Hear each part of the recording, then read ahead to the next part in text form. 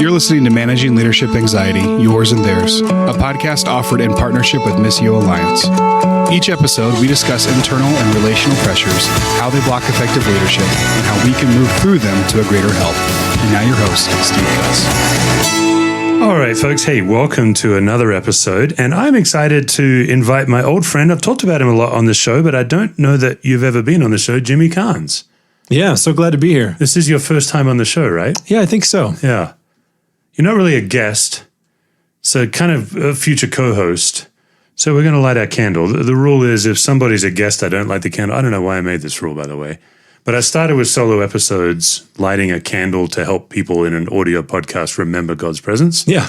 And then Lisa joined me for some, and it's like, well, she's not really a guest, so we're lighting a candle. So I grant you that same privilege, Jimmy. This is the Sage Teakwood candle. It smells all right. So, folks, just wherever you're listening to this podcast, if you're on a treadmill or out with your dog or in a car, the candle that we do here is just a simple way to trip over God's love. So, Jimmy, I'll just ask you right away, where's a way that you've tripped over God's love in the last week or two? I think I grabbed it from one of your podcasts, that part where we talk about when do you feel most loved. And for me, one of the things that's on my list is a hug from my kids. Right. And so it's amazing how much of a difference it is that I get hugs from my kids on a daily basis, which I'm incredibly grateful for. But to just use that as a trigger to remind myself of just God's favor and love that he's showing me through my own kids is, you can't help but run into that on a regular basis. Yeah. How old are your kids now? 7 and 10. Yeah. The biggest surprise to me is like my oldest is 22. I've got a 19-year-old and a 16-year-old. I just didn't think they'd still want to be around us. Yeah. And they're not quite as exuberant with the hugs as when they were little. Yeah. But it's still an amazing thing. Yeah. Yeah. Okay.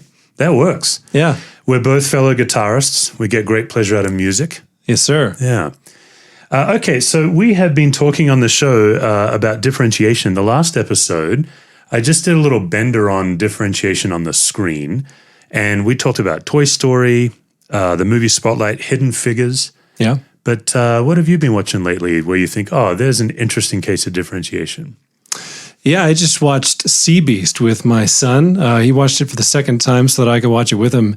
And there's a little girl in the show, and she's the main character, and I was pretty struck by her differentiation and that she didn't have a lot of power being a young kid. It's a movie that's set in the old times where there's pirates, and so these pirates are out and they're hunting these huge beasts of the sea, and she stows away, and over the course of the movie just doesn't waver in what she believes to be true, and she holds true to her voice and does the whole declarative I statement thing in the face of some pretty opposing opposition,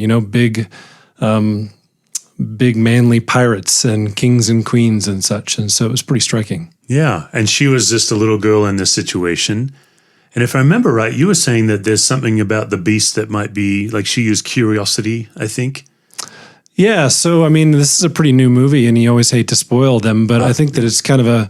I'm fearless about spoiling movies. Oh, okay. Yeah. Well, yeah, I think that you probably get it by the trailer that there's something, amiss here with them hunting these beasts, but they come up across the most vicious of the beasts, and it doesn't kill them. And so they actually save the beast's life, and I guess somehow the beast is able to recognize that. And so there's this kind of friendship that they develop without words. And so she challenges what they've been told about their whole history and succeeds. Okay. Well, I've been excited for some time to bring you on the show because we've been working together for a long time, since 2012, and particularly on these tools for quite a number of years. And so kicking off, I'm not sure when we're going to start, but August, September, you'll be a sometime host on the show, and we're actually going to go into detail on some of these tools together just to help our listeners. We're actually in some ways not going to reset, but particularly for our old-time listeners, we're actually going to start right at the beginning and just even say things like, what's anxiety? Yeah. And what are the spaces? So I'm excited about that. It'd be fun to do together. Yeah, me too. But it might be helpful for people to hear a bit of your own journey. So how did you get into all this? Yeah, we go back 2012 when I first came to Discovery and came on staff there, met you, and you grabbed a few of us and said, man, there's this thing that I learned back in chaplaincy, and I want to know if I can teach it in a less intense environment, because, of course, you learned it in quite an intense environment. Right. And so could it be taught to us that obviously we had our own trenches to go through together, but different? And so, I was a part of your guinea pig group back then so many years ago. And then learn some tools that completely changed the way that I showed up as a leader.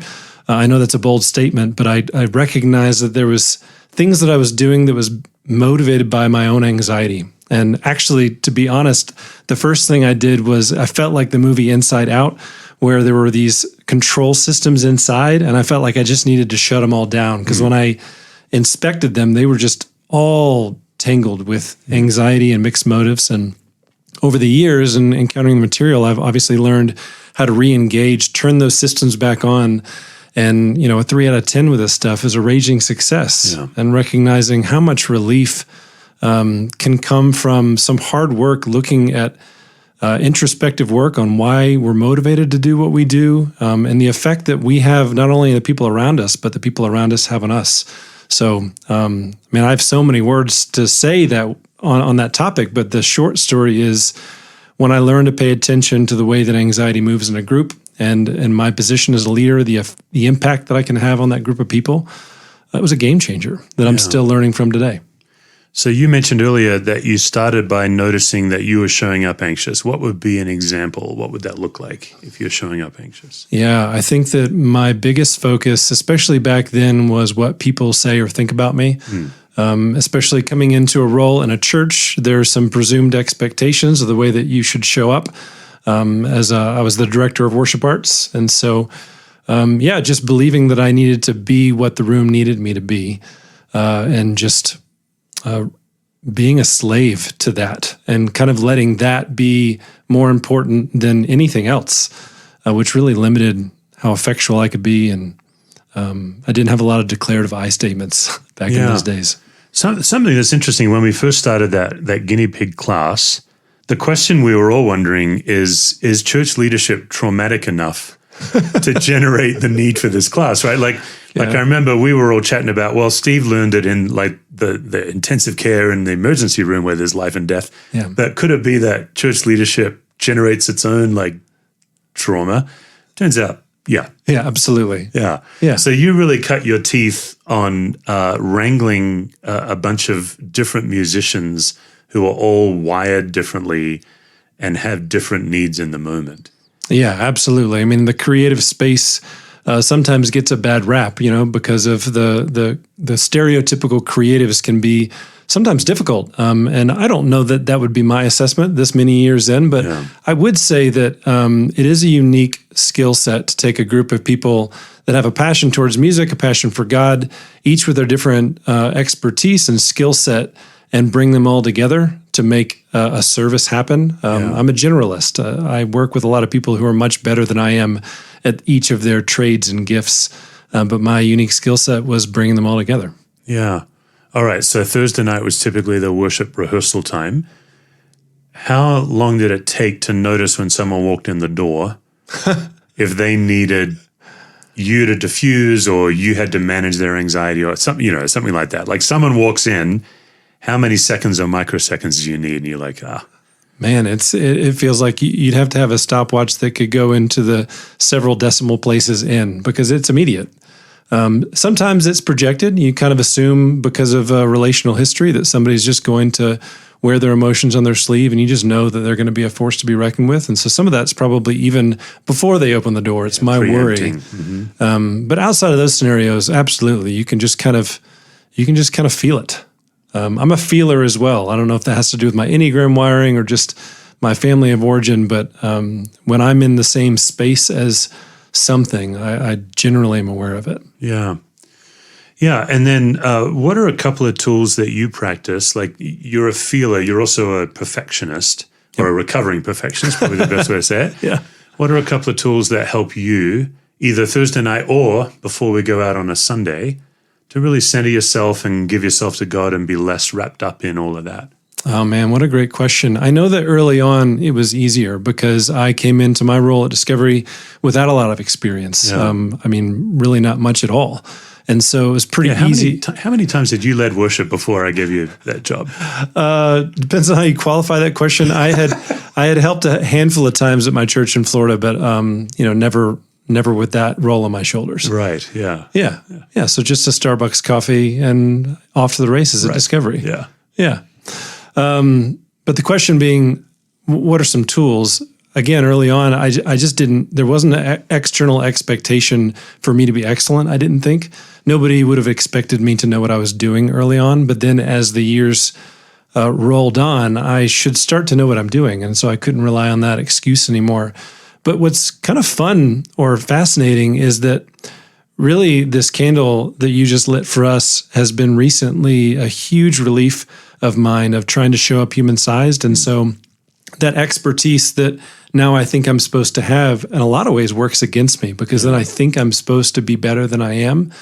And just whether it's right before I get on stage, I don't normally light a candle, but it's the same idea of kind of reminding myself that God only expects me to be human-sized. And so all the things that I'm carrying in with me, just trying my best at any moment is all that God expects.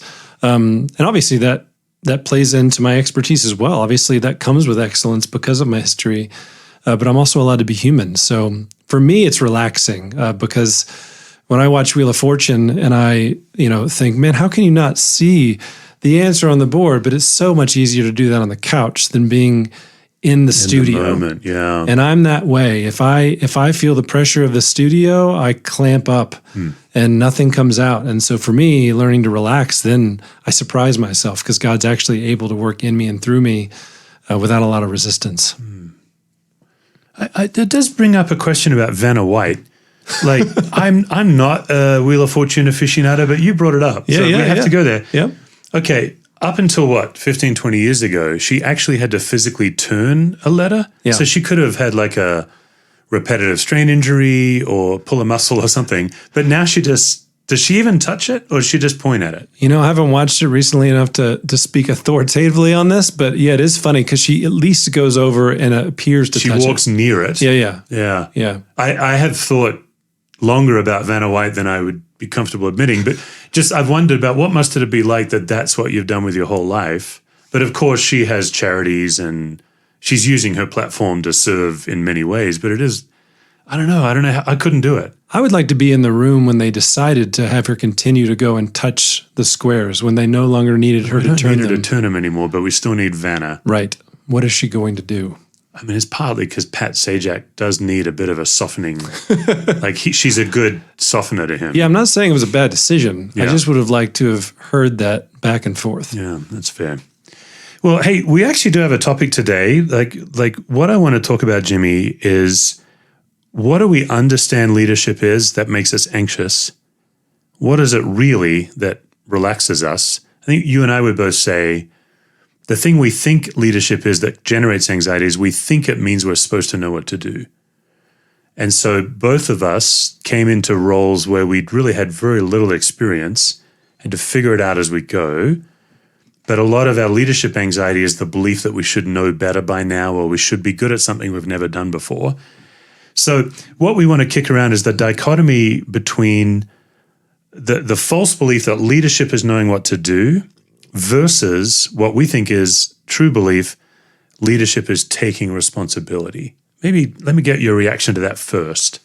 Yeah, I think that resonates well with me, especially with what we were just talking about, me walking into a role where I'm wrangling musicians, many of which, our drummer had been drumming longer than I've been alive. So lots of expertise there. And he has a college degree in music. Yeah.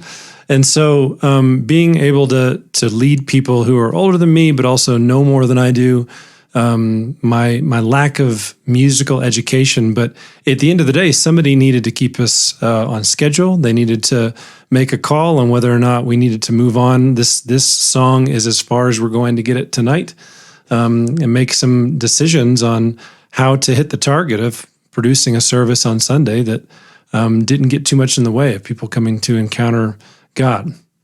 What's the time when you have had to make a decision because you're the leader, whether you feel equipped to or not? Do you have a specific example that comes to mind? Oh, man.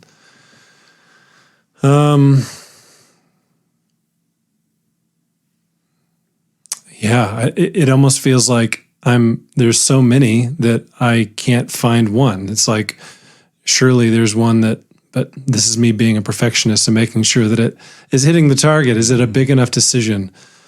I think that navigating the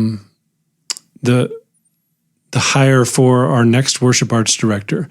So when I took over operations, we needed to hire a new worship arts person, and just weighing, do we wait for more candidates? Do we pull the trigger to the one that we have? And this is not our most recent search, but we had one before.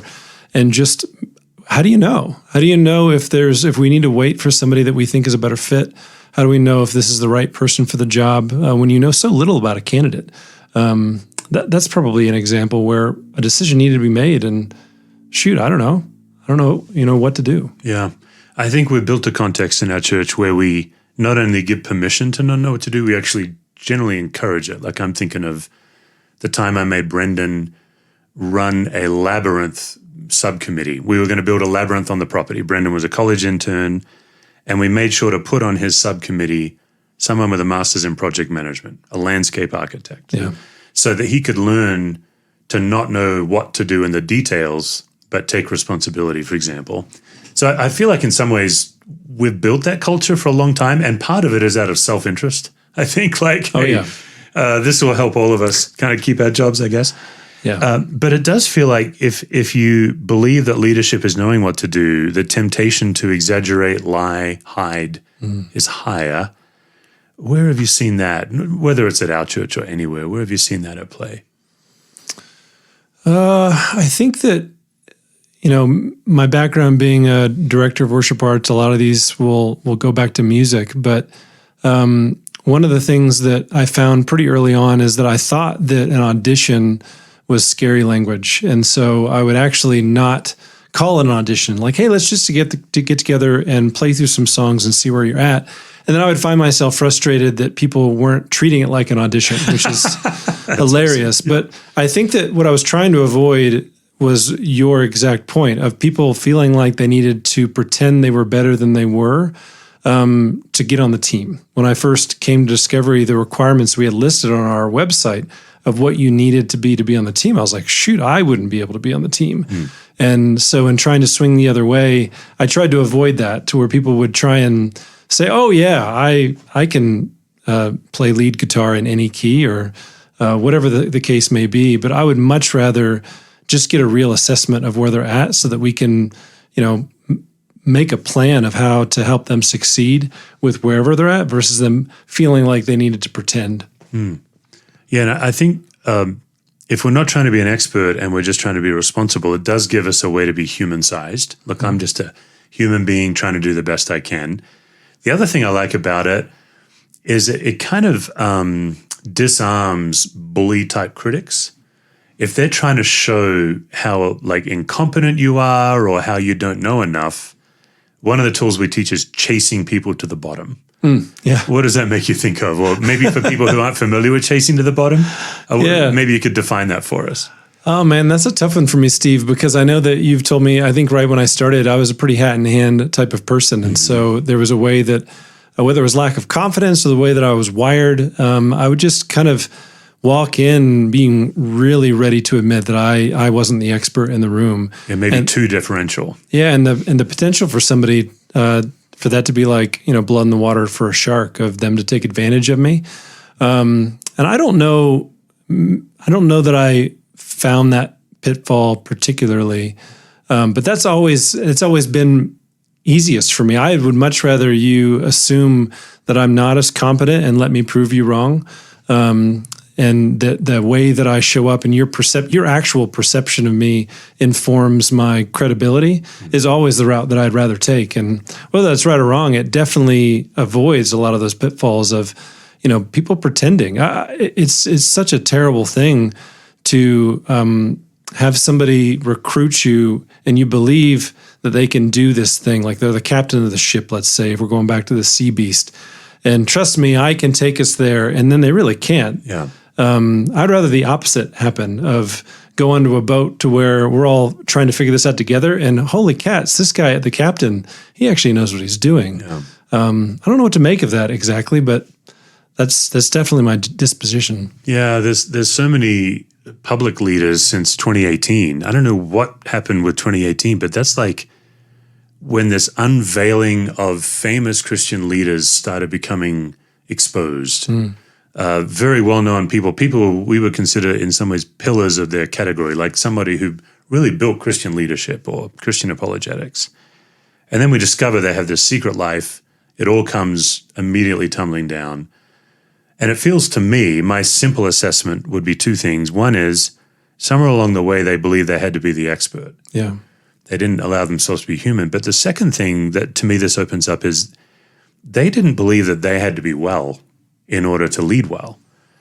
This is a big thing that we teach. And maybe, in some ways, maybe the number one thing we teach is if you want to infect others with being well, you have to be well. Talk to us about that. Yeah, I think that especially in the church, not only is there the just regular human propensity to act like you have it all figured out, the imposter syndrome, somebody else is going to come along who actually knows what they're doing and kick me out of here. But there's also the expectation that's put upon you by the people when they see you as a pastor or the director of worship arts or whatever the role may be. I was just talking about this today with one of my direct reports. When you work for a church, people just kind of put you in a category, whether it's true or not. And so it's like a double whammy of not only am I competent, but am I moralistically the way this person views me to be? And without shortchanging either of those categories, you can actually be human sized. And it doesn't mean that, immorality is okay, that you're always pursuing the goal of excellence or morality, but it's a more real assessment of where we're at. Yeah. And that's the only way that you can improve is when you actually have an adequate assessment of where you're at. If we're pretending, then it's problematic. So to your question of actually being well, it's not a fake it till you make it scenario, I don't think. And if you do, then it creates a divide that only grows with your success in being able to fake it till you make it. And then it gets so big that it's insurmountable. And you're like, well, now if I come clean, like there's no way forward. There's no way Armageddon. I can do it. Yeah. I think that is what happened with some of these people. Most of them got caught decades into their ministry, but decades earlier they started making some decisions or hiding some things. Yeah. And then they got more and more famous and then they feel trapped, right? Yeah. It's quite, as much as many of them have done horrifically abusive things, there's also some empathy for them because they're lost. They can't actually, they don't believe at least that they can repent. Yeah. It's quite tragic. You mentioned being on church staff, people put us in a different category. I've noticed, at least in my role, the more Bible I know and the more my ability to make meaning of the Bible, the more credit you give me in my spiritual health. Is that the same for a worship leader, do you think? Yeah, I really think that there is this kind of lumped bucket we get put in. If you're on the stage of a church, they just kind of assume some things about you. And so, yeah, I think that the difference between my role and the lead pastors is that though I'm not opening the Bible and interpreting scripture and using, my education in Greek, which I don't have any, in a lot of ways, it's still a different version of the same thing. I'm choosing the words that we're using to connect with the creator of the universe. And people can, whether it was any actual foresight of mine, of any tactical, like, oh, this is what we need to sing, because God can work through music and lyric, and even in spite of us, people will have a connection with God and then attribute it to, oh, well, it must be because he is so connected with God that now I just get swept up into it with him. Yeah. And that's just not always true. And one of the things that people have reflected about me is that they can see how I get lost in a song or am emotionally reacting to the words that I'm singing, and that's all true. Yeah. But even that can happen transactionally, and the rest of the week, my life can be terrible. So there's a lot of assumption that I think comes with just taking the stage of a church. Yeah. So a lot of what we practice with leadership is making sure people know we're human-sized. It just saves a lot of pressure. Yeah. And then it feels like you can lead for a long time if your job is to be responsible and not necessarily know everything. Then, so what I'm reflecting on, Jimmy, is leading through COVID would be a great example. Like we had to make decisions about, do we open the church? Do we close it? I remember the one year we had reopened the church, and then we realized we can't fit everyone in for Easter. And we actually closed for Easter. You remember that? Wasn't that long ago? Yeah. I don't know how much pushback, I don't know if we've ever talked about this, how much pushback you got. I got a ton of pushback on that. Even from people, who I consider dear friends. They felt robbed. And then they also felt like us being wise with health safety was some kind of comment on the power of the resurrection, right? Yeah. Like Jesus rose from the dead, we'll be fine, that kind of idea. Right. But at the end of the day, whether that decision was right or wrong, I personally think it was the right decision. We were responsible. We just have to own it. Okay, but then over time, we do grow in wisdom. Like I think Scripture would call us fools if we were responsible for 10 years, but never learning and growing. How does a leader seek wisdom and learn from their mistakes? I think that probably one of the most important things for me is that when you don't need to be the expert in the room, then you can surround yourself with experts. Okay. And I think that it works. It's almost like a snowball effect to where if you believe that you need to be the one that has all the answers, then there's no room for people that know more than you do. They won't stick around. And if you're not asking them for advice, then you're not learning anything more than you already know. So we really are at the mercy of the pinnacle of the human intellect. And we have different amounts and aptitudes and that kind of thing.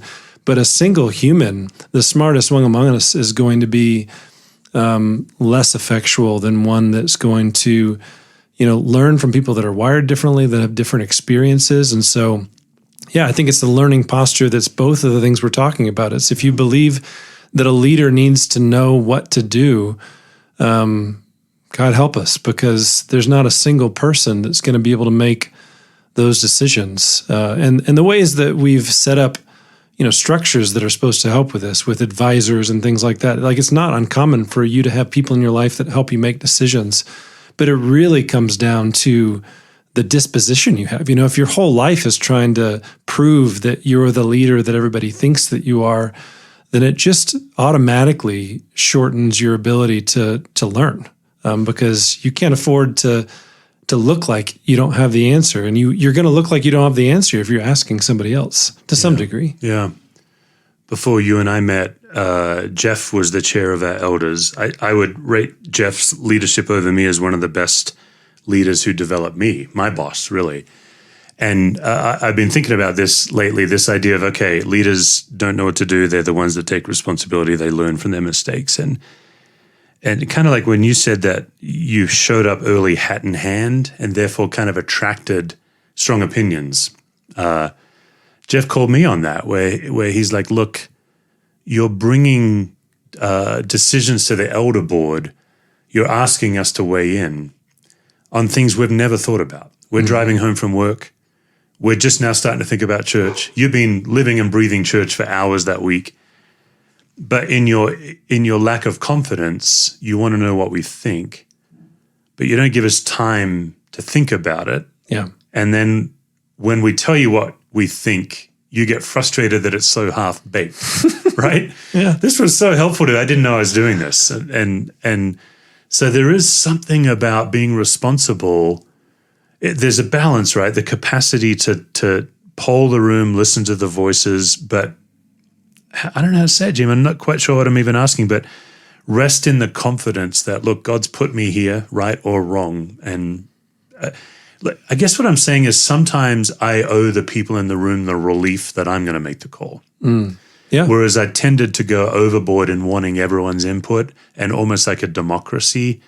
And it was surprising to me to learn that if I wanted to manage anxiety well, I could relax my people by being more dictatorial to, if that makes sense. Hey, let me make this call. It's my job to make the call. And that's what Jeff was telling me. He's like, listen, some of these jobs, this is why we pay you. Make the call. We'll support you. Yep. What's your reaction when you hear about that? What do you think? Yeah, it's so funny because, I mean, I had 100 thoughts while you were talking, right? And it really comes down to so many things we talk about are about balance, right? Yeah. And it's the short, trite answer is that, oh, well, it's just about balance. But it's so insidious that because depending on where we sit, we hear something as the opposite side of the aisle.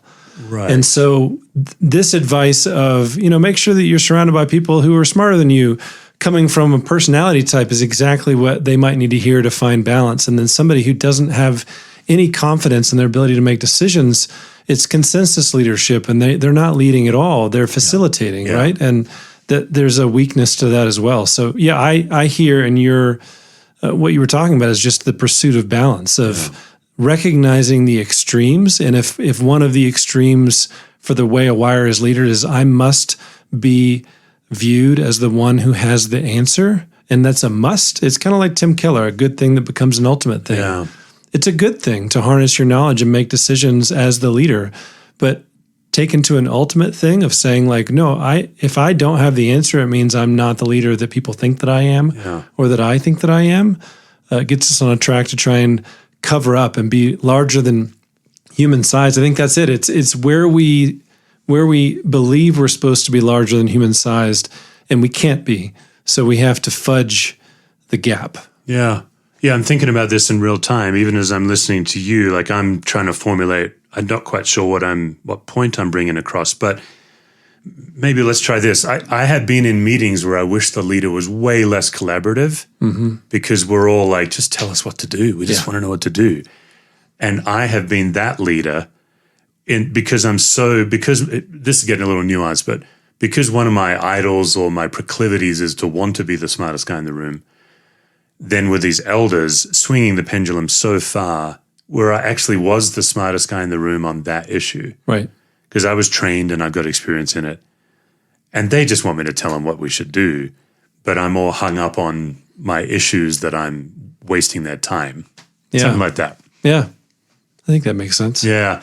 Pretty nuanced. So I guess what we're saying is the idea is that a healthy leader is one that focuses more on taking responsibility more than knowing what to do. And then connected to that, a healthy leader is faithful. Faithful to their people, faithful to integrity. Like when we talk about leadership mistakes, we're always talking about mistakes that don't end up in jail, right? Like just everyday human mistakes. We're not talking about character traits or secret addictions or things like that. Yeah, and I think that's where faithfulness and even longevity is where some of that evens out, right? So as you look at the pitfalls or the mistakes that happen, there's relational currency, there's trust that comes with a faithful leader, somebody that is showing up to their post every day, to where the people that are following that leader know they're not perfect. Yeah. They're actually usually the best to know exactly where their shadow sides are. The leader often would be wise to ask their direct reports where their blind spots are, because they're usually pretty aware of them. But they follow them anyways. They're not following a perfect leader. They aren't waiting for those things to be corrected before they follow them. That a part of their trust is the longevity, is the faithfulness to the post. Yeah, so I fear I'm over nuancing, but I'm going to try this one. So, okay, then the leader is faithful for a long time. They've got employees who are newer to it. At some point, you have to be willing to get it wrong in public. And what I noticed, particularly when we moved into the barn, I'd been around longer than most of the people that worked for me. They kept asking me to make the risky decision so they wouldn't have to. Mm-hmm. And it took me a while to figure this out. Like in our systems theory, we're always looking for patterns. And where it really came to a head, one of our precious team members, I really felt bad for her, is I figured out we were doing a pig roast. It was like a fall kickoff that we used to do, right, when we roast a pig. And she wanted me to tell her how much pig to order.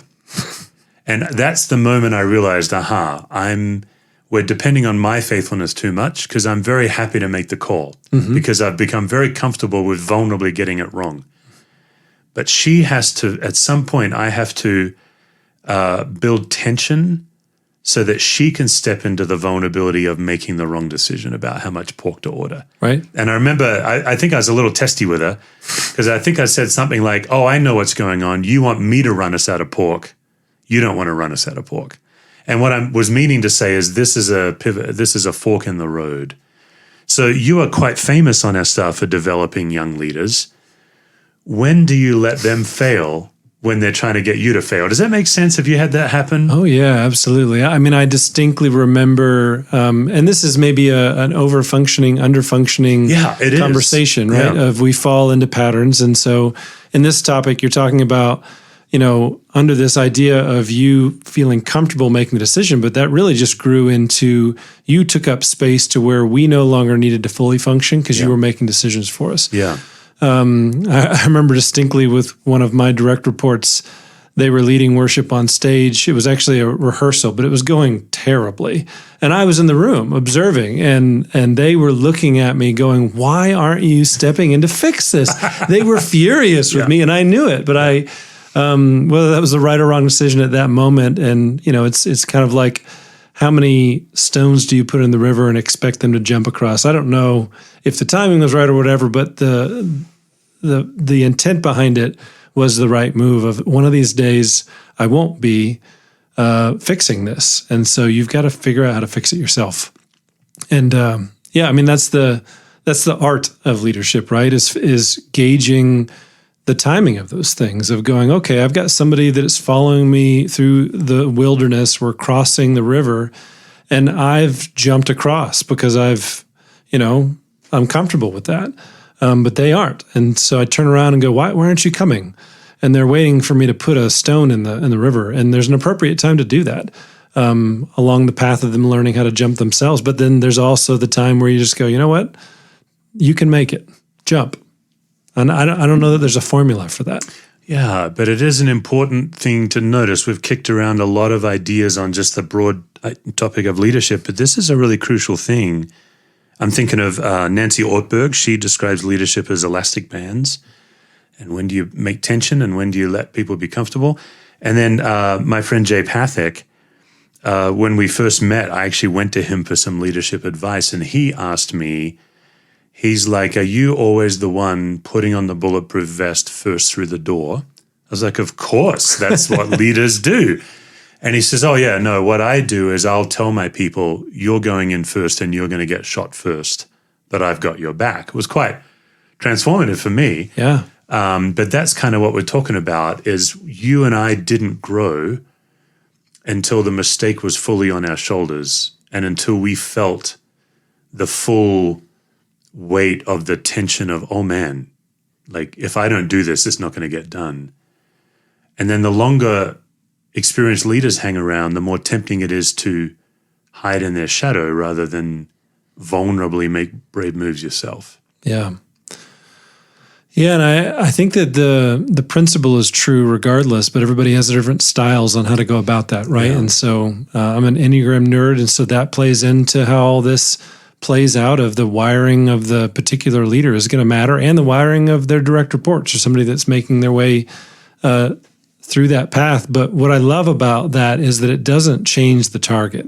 Like, it may change the way you get there. Or the timing of it. Yeah, the timing of it. And so that's what's so wonderful about going back to the top of the show of not pretending to be something that you aren't, is that there's so much nuance to navigate with leadership and with handing off leadership to the next generation of leaders, that you can put rules of thumb and you can put targets on the wall, but the way that you get there looks different, and one isn't right and one isn't wrong.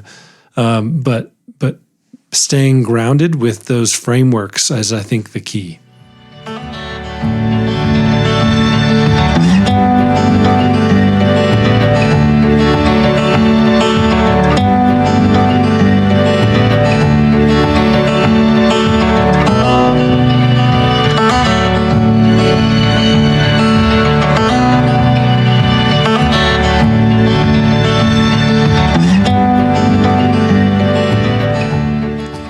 right, folks. Hey, every week for the last several weeks, we've been talking about the conference Unlocking Faith, October 2nd through 4th, right here in Colorado. And if you're a new listener, the concept is simple and hopefully life-changing. That's what we're praying for.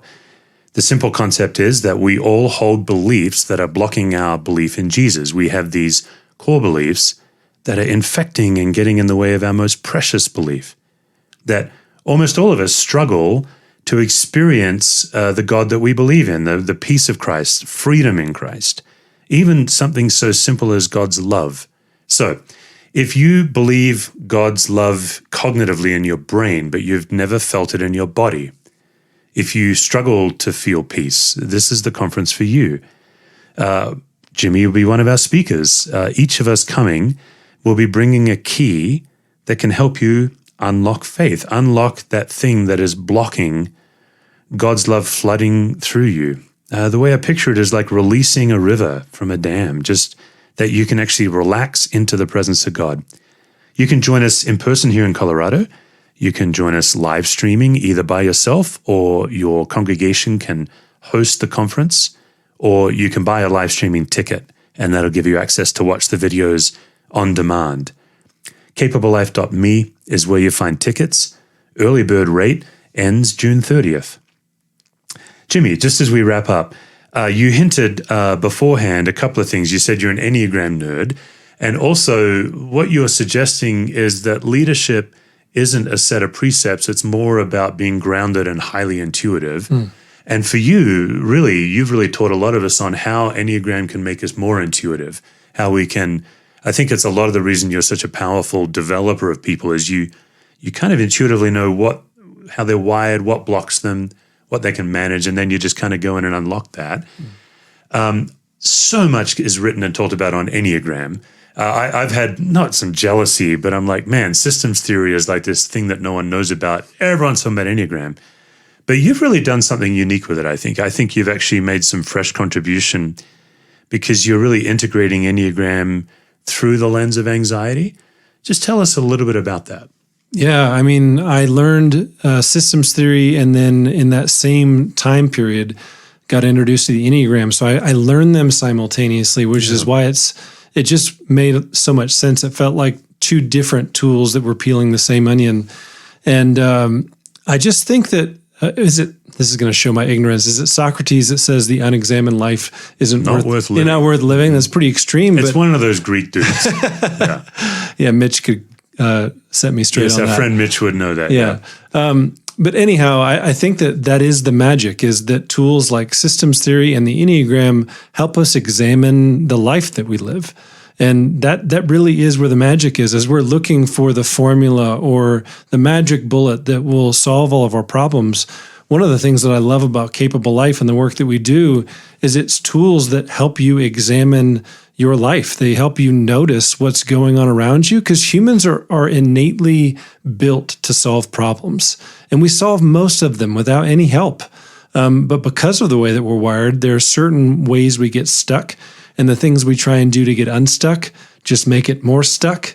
And so having somebody that's outside of that system give you some tools to observe what's going on is a game changer. And so that's been my story with these tools, not only Capable Life, but the Enneagram, is just some frameworks that don't answer it for me, but give me a lens, like almost like I remember back in school, you had the transparencies and you could lay different transparencies over something.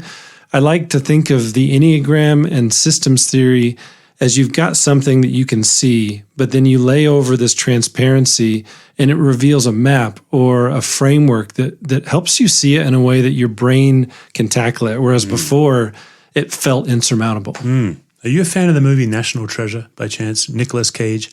I am a fan of Nicolas Cage, but I have not seen National Treasure. You've never seen National Treasure? I'm afraid to admit that. Okay, yeah. So he discovers this map, but then there's these glasses that he has to put on to interpret the map. As he puts different shades over his eyes, different parts of the map light up. That's exactly it. I would have used that analogy if I had known about it.